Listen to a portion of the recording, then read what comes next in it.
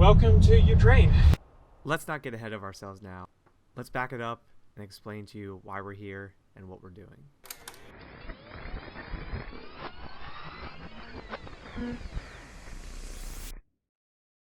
Our trip started out in Philadelphia, where we flew to Amsterdam. Once we landed, we went to go pick up Jamie's custom Harlequin Atlas, which had already been there for a few months. After that, we immediately went to go pick up a Mark III Golf that Jamie had just purchased and was about to import into the United States. We spent the next couple hours driving towards Wolfsburg to spend some time at Volkswagen's classic secret warehouse. After spending the night in Wolfsburg, the next morning we made our way towards Poland. Our destination was Wrocław to attend Ultrace,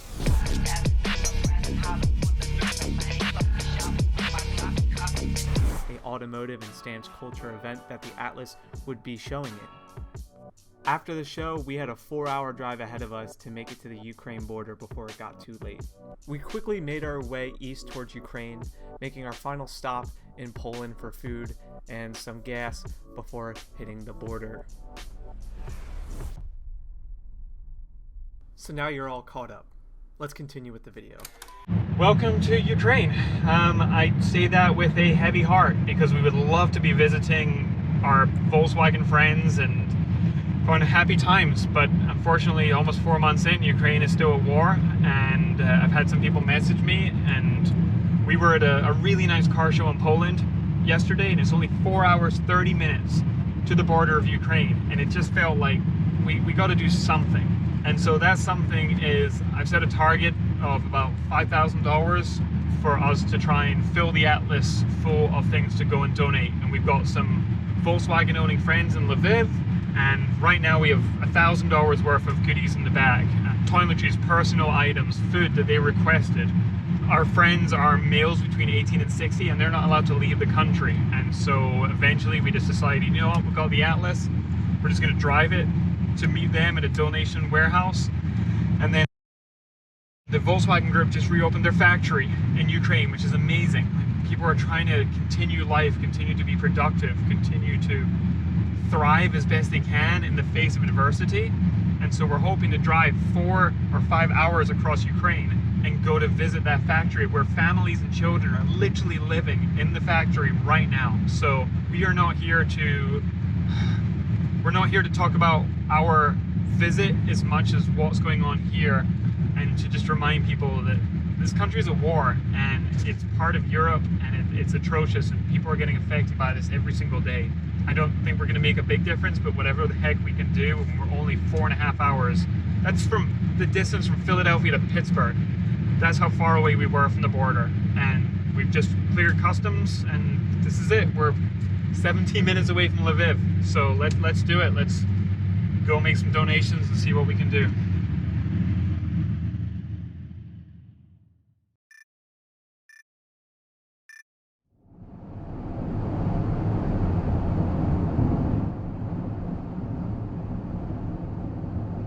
That night, we didn't have any place booked or any idea of where we were going to stay, since we didn't know how far we were going to get into Ukraine. So we ended up just driving towards the destination for the next morning that we were told to meet at. And as we were showing up to this dark parking lot, there was also an old ambulance pulling into it as well. I hope so. Hello, do you speak English? A little? Or sprechen Sie Deutsch? No? Okay, thank you. Hello. Wasn't really sure if we're going to do any lives, any kind of sharing at all during this trip, but today is July 4th, or it's going to be. It's July 4th here. We crossed the border 2 hours ago. We drove to our meeting point, and we thought we'd be here at 8 o'clock in the morning, but we arrived at 2 o'clock in the morning because the border crossing was so quick.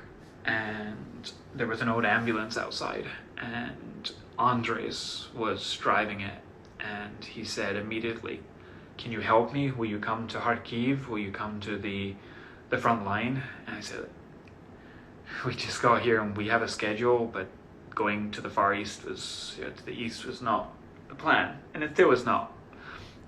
But again, he asked for help, and then we managed to sort of translate between us, and he has a German registered Sprinter ambulance, and the owner of the hotel took us all the way into the back construction site, and there's just pallets of donated old clothes, and we loaded every single inch of the ambulance.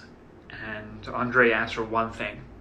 He has no means to charge his cell phone, and he's going to drive to Kharkiv and just didn't have a cell phone charger. He's going to drive 500 kilometers in the middle of the night in a beat up, probably donated German registered ambulance. And so we gave him our charger. Like, you need this more than we do. Driving in, anti-tank defenses, sandbag checkpoints, etc., which we expected, but to meet Andres and to immediately, like, the first person we talked to apart from the border crossing, just ask for help. And we did what we could, and I tried to give him a Cliff Bar, and we have $1,000 worth of items in the back of the car, so 8 o'clock tomorrow we're going to have those off. But yeah, Ukraine's at war, and it's really obvious being here and watching it on news, watching it on television, and it doesn't do it justice. We're in a hotel. The meeting point is a hotel, and 3 months ago it was completely full of refugees, and now they have moved on, either left the country or gone back, and the hotel is basically empty. I don't think there's a single other person staying here. And we got an entire suite. Ryan and myself are here. It cost $37, and we didn't really know how much. We just agreed, and once we finally did the conversion, so I think tomorrow we're going to be like, charge us for another room, charge us for 2 more rooms, for us to show up at 2 o'clock in the morning, and we have the roof tent. We plan to just sleep somewhere. We are completely safe, I think, but even here it just feels every single the war is kind of everywhere, and having pallets and pallets of donations sitting outside covered with linoleum. I mean, I was offering to fix his ambulance. It wasn't retaining pressure. It was barely starting. The starter was hurting. Andres is driving to the east towards the front lines, now has a charger, and I don't know that makes any difference, but I guess it makes something. So yeah, the shock of arriving and meeting a stranger and immediately being asked for help after just driving past anti-tank defenses, which we expected, but I didn't expect to just meet a stranger and to do that. Anyway, we're going to go to sleep for probably 4 hours, and then start up tomorrow. We have a budget of, I think, $3,000 still. Hanks Filters gave us $1,000, Black Forest Industries $500, and then so many of our friends, and we just want to give every single penny of that to buying the items that they need, and then getting in the hands of people directly. Happy July 4th. We hope Ukraine can keep its independence, and all right, good night everyone. Wash your hands, wash your cars, and be safe, and good night. All right, we have met our friend with the Golf 3, Oleh. He lives here. He's working as a taxi driver during the war. And we met his friend Dmitriov, and they are here where we helped load last night into the ambulance at 2 a.m. So from here we start unloading all the supplies that we had picked up in Poland from the Atlas and into the warehouse.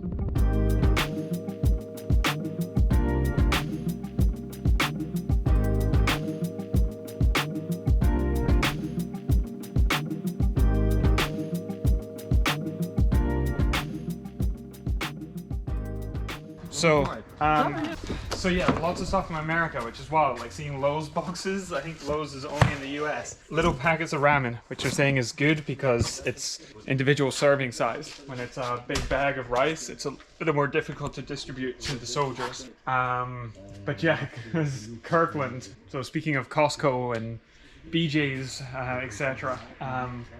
So Yeah, this is from the USA via container. So right now we have a whole bunch more money that our friends have sent to us in companies, Hanks Filters, Black Forest Industries. So we're gonna unload our spare wheel and extra stuff here, and then we're gonna go shopping, just buy more.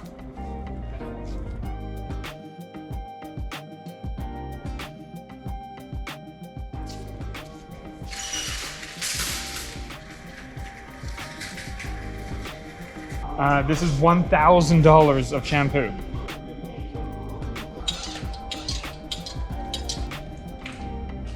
All right.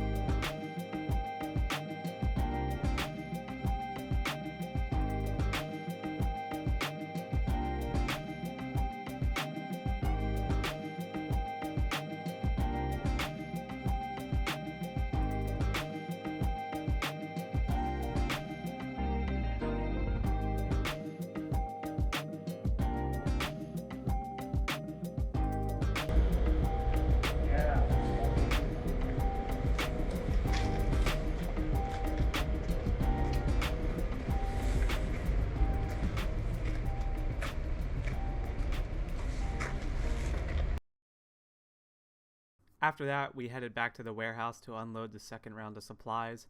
And when we arrived, there was actually already a support vehicle there picking up supplies and even taking some of our supplies that we just dropped off just an hour before to take to the east. These supplies go quickly. It may seem like there is a lot here, but the constant flow of support and materials such as these donations is extremely crucial to supporting these communities, families, and people on the front lines in the east. And I think it's important to highlight the work that Dymtro and Oleh and their team are doing every single day. Maintaining these donation supply levels is not an easy job. They may not be on the front lines with a weapon fighting for their country, but what they're doing is just as equally as important, because without these supply lines and all these materials getting to the right people, countries and stuff starts to fall apart, and they're just as equally a part of the puzzle, just as any soldier on the front line. After all the supplies were unloaded, we sat down to talk over some pizza and soda. We ended up talking more in depth about their backgrounds, how the war is affecting them individually, and some of their stories from them and some of their friends from around the country. If you're interested in listening to the full podcast, links will be in the description down below. Well, we have finished with our time in Lviv. Oleh and Dimi were fantastic, and it feels really emotional leaving them. We've chatted for a few days via WhatsApp and Instagram, but just the brief amount of time we spent together, you can see just how much they care and how hard they're working, and seeing their emotion, it really kind of struck us. So yeah, I hope wish them all the best, and I hope we get to stay in contact and we get to meet again. So now we are heading south. We are going to a Volkswagen Group factory where they produce Skodas in Ukraine, and they've been housing a lot of refugees. So we have about a 5-hour drive through Ukraine. You might be able to see there's Ukrainian flags hanging everywhere, and we're going past a fuel station which doesn't have much fuel. So definitely still in a country of war. So thank you so much for watching part 1. There is definitely more to come. For now though, wash your hands, wash your cars, take care.